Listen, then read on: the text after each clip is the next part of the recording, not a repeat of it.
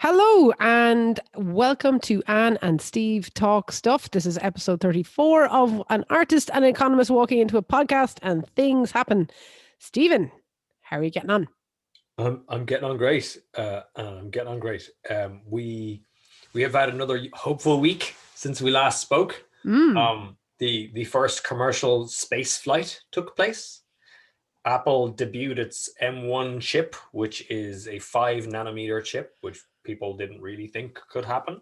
We have 3 vaccines, which are the first in the history of humanity to feature what's called mRNA editing.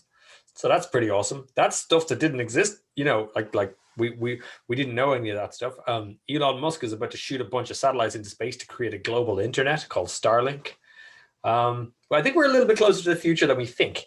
We just tend to spend you just need to look up a little bit and look at the trends. Okay. And you see, wow, it is quite hopeful, actually. It is. Now, I have to admit, being I wouldn't even know what to call myself in relation to all the stuff you just listed. I don't know what a 5 nanometer chip is, and Just goes faster. Oh, goes faster, okay. uses more power. Your laptop will be much better, and your battery life will be much better. And it's all good. You have to pay now. You got to pay for like Apple's computers, right? You got to pay, like, they're expensive, these things. But what you're paying for is like the same. You're paying for an Apple computer the same way you're paying for, like, I don't know, advertising for a Formula One car. Eventually, everyone just steals their ideas. So eventually, 5 nanometer chips become the thing that everyone uses. You and can that's get really four important. for €1 in deals. Yeah, Mr. Price 5 nanometer CPUs. Yeah. And what about good, the vaccine thing, the mRNA? Yeah, so we can literally edit. So now this particular kind of editing of RNA. So what they're doing is they're editing the virus itself to fight the virus. What? Really awesome. Yeah. No, Okay, it's class. That's pretty future. It's class. I mean, when you read about this stuff, and I'm not a scientist, I don't play well on the internet, so but so big disclaimer there. I'm an economist, but I'm just some lad reading shit on the internet, and I'm like, wow. Well, and reading it out to me, I'm similarly going wow right back. I just needed an extra translation into. As I said, I don't know what I am. I'm not even a layman. I'm just like, I don't know what any of those letters are. So I'm illiterate in the things you just spoke about. RNA is ribonucleic acid. Ah. It's the stuff that your genes are encoded in. My genes need a wash. Yeah, so are mine, actually. That's good. Do you know what? It's lovely, this idea that I suppose for months there's been a feeling of let's keep hopeful despite our surroundings. Whereas there's been this feeling the last few weeks whenever we speak that Trump seems to have conceded somehow without actually conceding. I hear his luggage is in the hallway. Yeah, it's not quite out the door yet. Yeah. So he's allowed the money to create the transition team, which means that Biden can actually hire fellas and this kind of stuff. And he's actually done that. And one of the one of the most important jobs in any country really is the finance minister. And it's because this is the person responsible for all of economic policy. So how much you tax, how much you spend, what you do. And so Biden has appointed someone called Janet Yellen to be his Treasury Secretary. They call their finance minister the Treasury Secretary. And she's the first Treasury Secretary in 200 plus years to be a woman. But what's even more important is she used to be the chairman of the Federal Reserve, their central bank. Yes. So she is, and she is an absolute genius. Like a brilliant person. She's married to a dude called George Akerlof, who won the Nobel Prize in economics. So you can imagine, like, they're both professors at Berkeley. You could just imagine the chat around their kitchen table, right? Yeah. So she's the first female chair of the Federal Reserve, the most powerful central bank in the world. And he won the Nobel Prize like 20 something years ago. And yeah, it's pretty impressive, to be honest, like, as a family. But what's even more impressive is they're both really nice people. Yeah, and it's one of these things where an actual expert in an area is in. Yeah, and not someone's kid. What's that?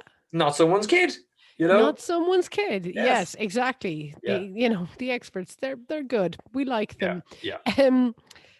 Yeah, with that, come here. I have to bring back, because if anyone was listening to last week's episode, you left them on a big cliffhanger about Oh yeah, we were to go falling teach. Yeah, into, we were just finishing up. You began to talk about intersectionality being obviously something that has come to light a lot in the last in the more recent history, yeah. and then you said fascinating theory, but there's a really big problem with it. But oh god, I Goodbye. have to go. I have to go. Sorry about So that.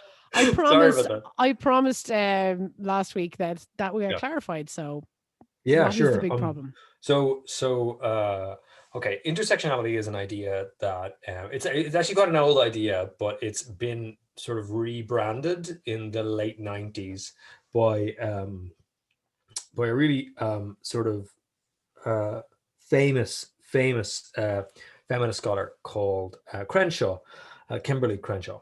And if you look at, like, if you do like a Google Ngram of intersectionality, it really begins as a kind of phenomenon in the early 90s. Crenshaw's first paper is in 1989, I believe. And basically her point is, it's not enough to analyze someone according to the various categories that some census form or some particular decision maker chooses to analyze it. So you're not just a man, you're a black man. You're not just a black man, you're a black queer man. You're not just a black man, you're a black queer disabled man. And Crenshaw's point, it's kind of an obvious point at one level, but actually it's a really deep point at another, is that when you combine these various things, these, if you like, deviations from what society is sort of designed around, and we know now, actually, after like 40 years of feminist theory, that society is literally designed around white men. Like when I say that, I mean, like, buildings are designed around the average height of a man. The temperature in buildings, many medical drugs are tested more or less exclusively on men. AI bots are kind of, they're tested on men. Like society's kind of designed around this. So anything that's not that is quite difficult. She's an American, and she's writing a lot about oppression and stuff, right? So her kind of argument is that different types of people face multiple constraints, and if you don't take account of these multiple constraints, you're not really objectively analyzing their experience. So that's intersectionality. So you very much it comes to the fore in all kinds of stuff, particularly in social movements, where they kind of go, yeah, look, people go, well, we need you to lift up all women, which is, yeah, good. And then they go, well, actually, it's different. White women have a different experience than black women, and you need to basically make that point, which is fine. So these are the obvious points, right? So the obvious parts of Crenshaw's theory are like, you should take account of multiple perspectives. Problem is, when you have two people who hold objectively similar constraints, so two black women, for example, when they describe, and another output of this theory is, you should really listen to the people for whom this constraint applies. You shouldn't have some white dude, which is me, explaining to them their experience, right? I'm just explaining the theory. I'm not explaining the experience. You're in a safe space, Steve. I'm in a safe space. So yeah. So but the theory is really interesting from that point of view. But the big conceptual problem with it is, you can have two people who nominally occupy the same constraints, i.e., I'm a black woman, or I'm a black queer woman, or that kind of thing. So but they will actually, because the theory says their language, their words, their emotions are, if you like, in a certain sense, constrained by or reflective of those constraints. The problem is, when you actually go and ask people this stuff, there's no regularity in what they're saying, right? It's not like it's not like the theory, in a certain sense, gives the theory, in a certain sense, doesn't give a way to weight between them, right? So you might go, well, okay, so what's more important in a given context, right? Is it important to be a woman, a black queer woman, and so forth, right? So which is more important in different contexts? So in certain contexts, these things come out, and it really comes out in the discussion about transgender rights. and the sort of the claiming of rights by one group saying, hello, they're human rights, we need these things, please give them to us.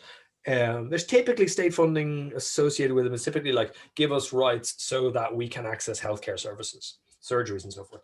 But it's all relying on this idea that in a certain sense, people are comparable by their constraint class. You know, by, you know, I'm rich, I'm poor, I'm black, I'm white, I'm a woman, I'm a man, and so forth. I was actually really interested in there's types of intersectionality. So some of it is structural intersectionality, right? So it's like just hang on a second. The actual structure is designed to militate against different types of person, right? Which is kind of the one that you might most obviously associate. It's kind of obvious to say it. The other is sort of a political one. So there's political intersectionality. So you might have a situation in the US, right? You've got a situation where you have evangelicals. It tends to be very much a politics of the left, but it's a much more general theory. So in the US, around Trump, you have an intersectionality, right? Of people who are there's political intersectionality. People who are like, hang on a second, I'm an evangelical. You can have other people who are I'm a right wing, hardcore economic libertarian, right? And then you can have other people who are like, I'm actually anti-corruption. So I would describe myself as a social liberal, but a fiscal conservative, right? All those people vote for Trump. Yeah. Right. And that is it. There is a political intersectionality here that matters, both on the right and the left, which is really important. But I think what's maybe most interesting is representational intersectionality. This is the bit where you go, I am a XYZ ABC. I am this kind of thing. And you actually come out and say that.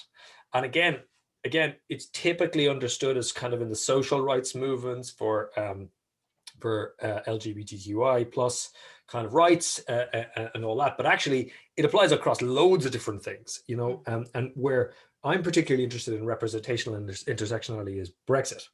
So you want to talk about a weirder group of people, Jacob Rees-Mogg, you know, who is a very, very, very wealthy fund manager, trader guy, most of whose wealth sits in Ireland, right? So the intersection of his interests and his ideas and his sort of self-expression as a Brexiteer collapses perfectly onto Nigel Farage's, who is none of those things, you know, who's just an ethno-nationalist, you know, and I find intersectionality interesting, not because of the social aspects that you know, you'll very often hear people talk about, we need to have a feminism that is intersectional. And that's directly from Crenshaw's work. So Crenshaw, like if you read her paper, it's actually like it's a really interesting paper, and it's kind of hard to get. To be honest, it's kind of a hard it's a hard one to get, but it's well worth digging up. Physically to locate or to read? To read. So I mean, she's been writing about this for a long time, like a long time. This is more or less like her big idea, you know, I would have read stuff that she would have written, like the urgency of intersectionality, like why you just need to do this right now. You know, I'm very persuaded by those ideas. The problem is, I think they're great as descriptions of what's happening. The problem is moving from a description of something to a prescription for something, right, requires an internally coherent model. You need to be able to say, Anne, you need to stop smoking, because if you don't stop smoking, then you may get cancer, right? Okay. That's an internally consistent model that's consistent with what we know about the human body and biology and environment, right?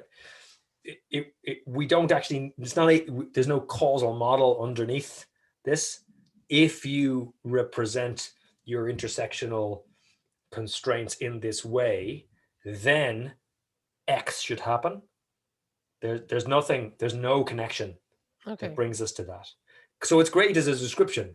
It's just terrible not terrible, but it's not adequate as a prescription for what should happen. And I'm very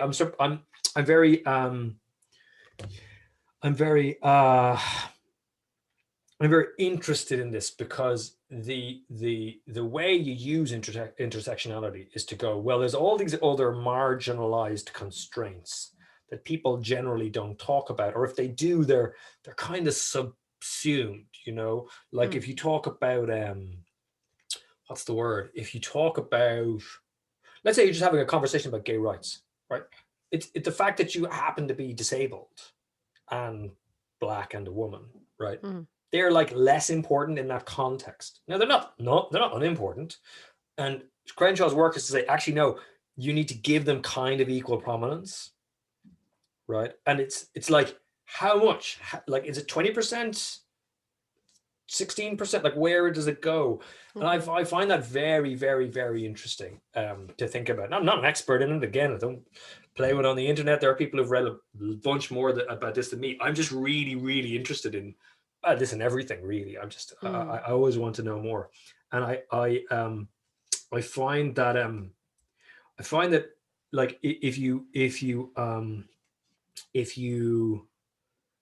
can sort of construct, if you're not careful, a sort of a rhetoric of difference around it. You become like a very like angels on the head of a pin thing, you know. Oh, only 2 constraints apply to you, 7 constraints apply to me, you know, this sort of thing.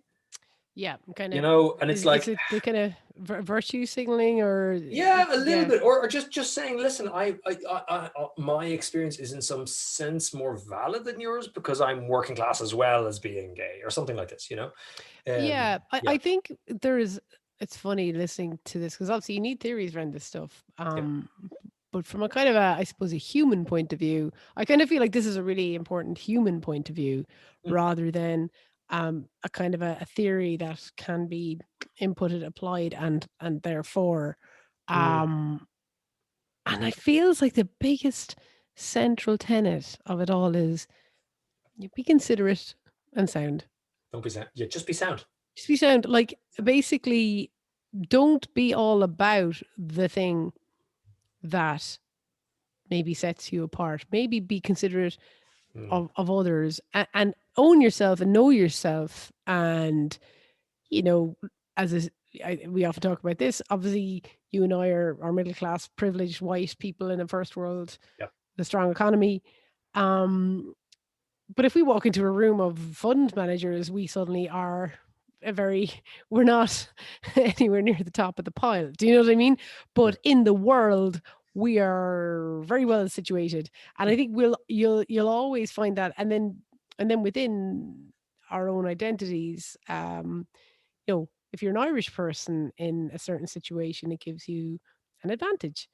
Except when you're in maybe certain parts of Northern Ireland where it would not be an advantage. Do you know? And then within this, like for me, being a woman in some ways makes my life a little bit less easier than my brothers. Being gay, it meant that it took me longer to be able to get married and things like that.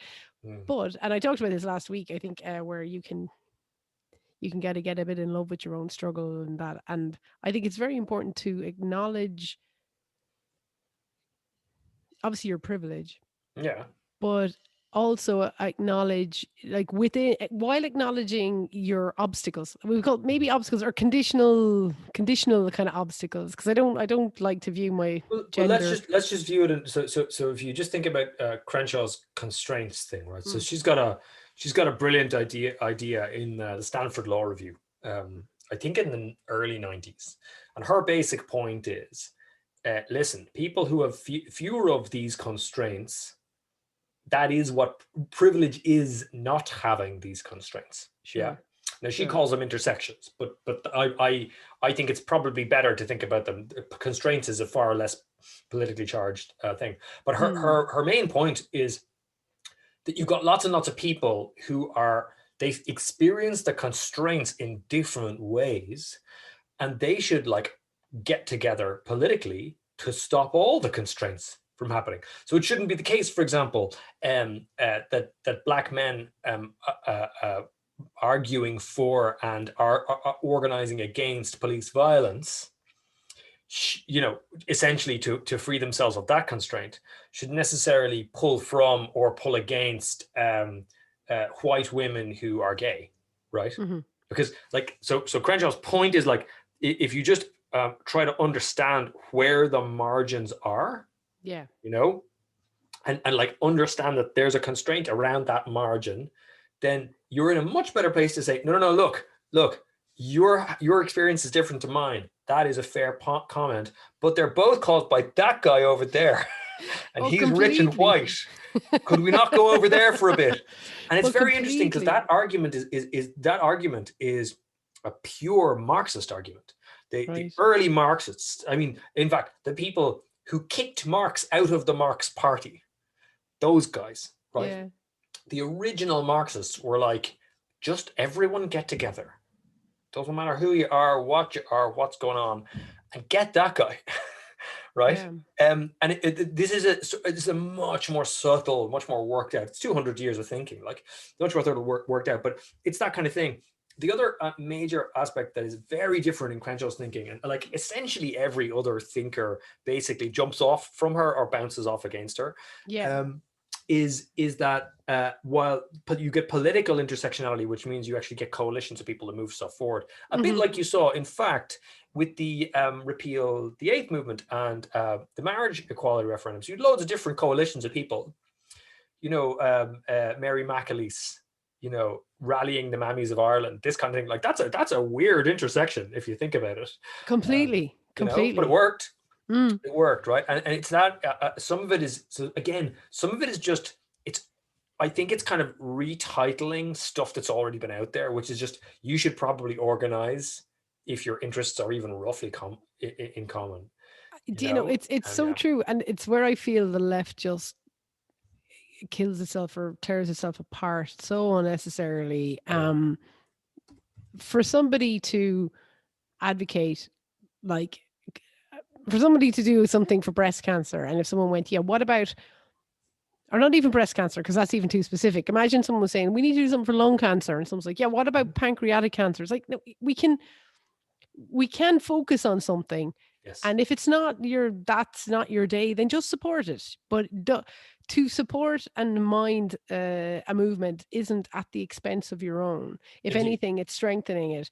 And I've seen this before, where it was kind of very sad thing. I saw this. I saw quite anecdotally. I saw this kind of person on online when the Me Too um thing started, which basically pointed out, what was Me Too? It basically was a message yeah, to be reposted that if you had ever experienced a form of sexual assault, just post this. That's all yeah, it was. yeah, And pretty much every woman I know yeah, did, right? And sexual assault ranges, mhm, obviously. It's a very big arc.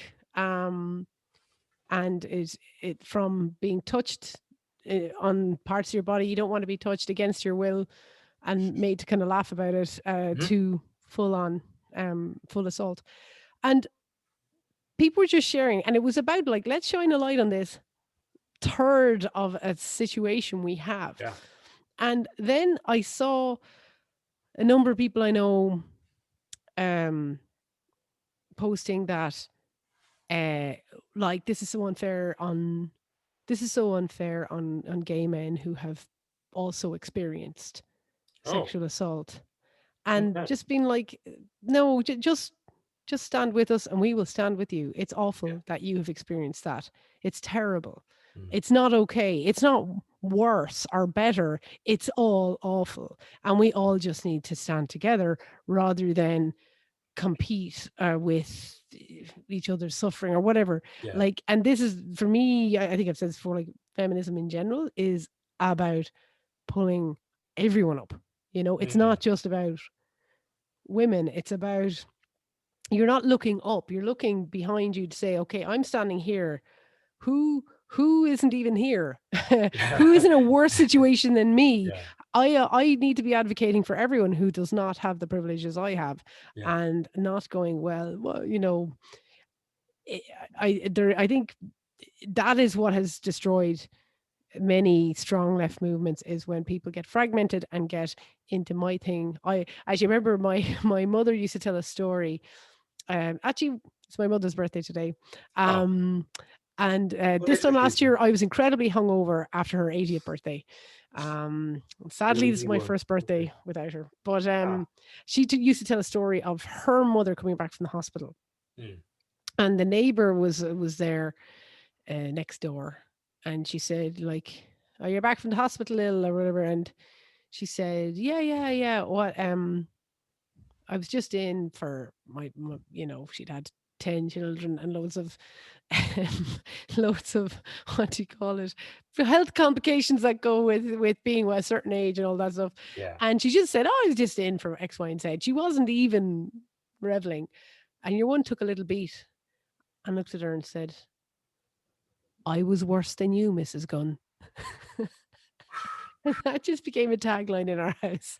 I was worse than you. And I just feel, unfortunately, I don't think it is I think intersectionality is actually trying to fight that shit, It is. because It the is. problem is people just you know what? Let's just back each other up, because Yeah. there's enough inequality in the world. There's enough crap in the world that you don't need to undermine somebody else's advocacy for their own rights by your rights are not at anyone's expense. Yeah. Somebody else getting rights isn't you losing them. Just Mm. back them up, Yeah. no matter what your position. Yeah. Yeah, that's me telling you how to live your life. There you are I now. know we don't have long, right? But we are peppering Proust into our Oh yes, podcast. sprinkling crushed up bits of Proust. So we've kind of stopped kind of maybe giving him most of the show, but let's just dip into one of these questions, and we do have obviously public responses to it. So okay, these are kind of two questions which we might get done. So what is the quality you most like in a man? Oh, you're asking me. I'm going to ask you that one. Yeah.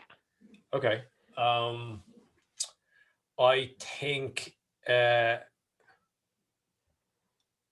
I think it is the ability to have the crack the same way that I have the crack. It's which sounds like a bit of a psychic thing, but actually, if you, I think you know what I'm talking about. If sometimes you meet somebody and you're like, oh, you're a nice person, I'll see you later, right? Yeah. And sometimes you meet somebody and you're like, you're a nice person, please come drink with me, and it's that's the difference. It's just like, and it's not necessarily like, have you seen all the box sets of The Simpsons? It's just something about that. Okay. I read, I didn't read, I heard that there's a big difference between the way men communicate and the way women communicate. Mm-hmm. And the difference is men talk shoulder to shoulder and women talk face to face. Oh. And I was interested in this.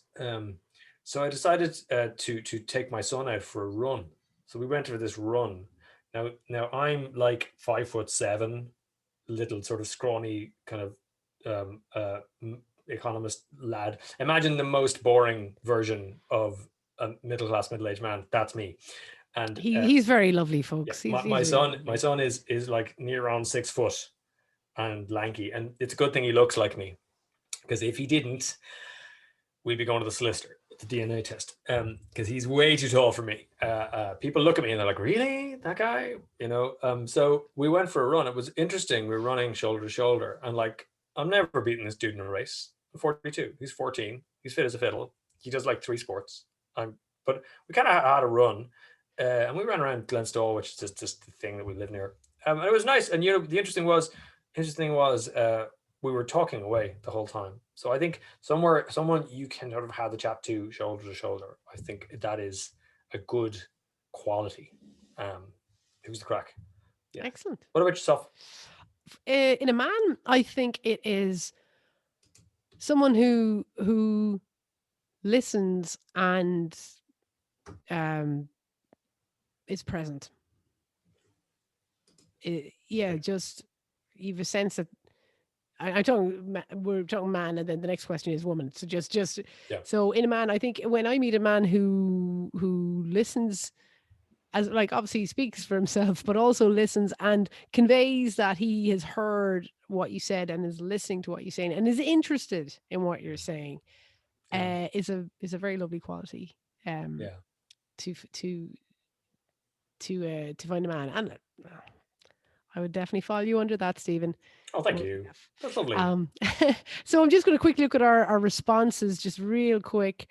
And you can be thinking about what quality you most like in a woman, because that is the next one. And I think we might squeeze it in because it's not too thing. Okay, so in a man, humor, kindness, trustworthiness, empathy, love, honesty, vulnerability. Yeah, humility, openness, sense of humor. So we have the person who answered this wrong, and Auntie Mame is in there. So Somebody obviously just had a moment when they answered this and just went. Cool. You know, okay, so we'll just, because we Yeah. literally are wrapping up, but I do think we can get the woman question in here now. So what quality do you most like in a woman? And I suppose I should answer this one first because when we're mixing it up. Sure. I would say for in a woman, I love when a woman is confident, and that always it's just always fun when you meet a confident woman, because you get someone who healthily owns space, and doesn't apologize for themselves or their weight or their appearance. All that stuff's always fun. And we kind of said this before, that's just ingrained into us, you know. There's an amazing skit by Maeve Higgins where two friends meet and they're like, oh, you look great. Oh, no. I did a test online about what kind of animal I am. And like, apparently I'm like a baby whale, you know, but your t-shirt's lovely. No, there's holes in this t-shirt. I think someone was shot. I think someone died in this t-shirt. They just, Irish women cannot take a compliment. I think you could do it to men as well. But anyway, I love confidence. How about you?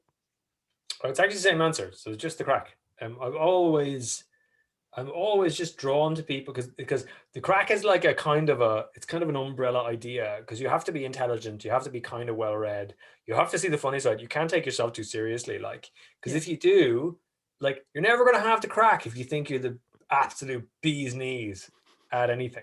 Yeah. You know? Yeah. Do you know who strikes me, by the way, as a bit of crack? Who? Janet Yellen, the new Treasury Secretary. Okay. She strikes me as the kind of lady, very smart, very engaged. 2 whiskeys in, though, I imagine she'd be the crack. Do you reckon, could we like do a podcast of one of her books and then you can tag her on Twitter and she might actually listen to us, like as happens?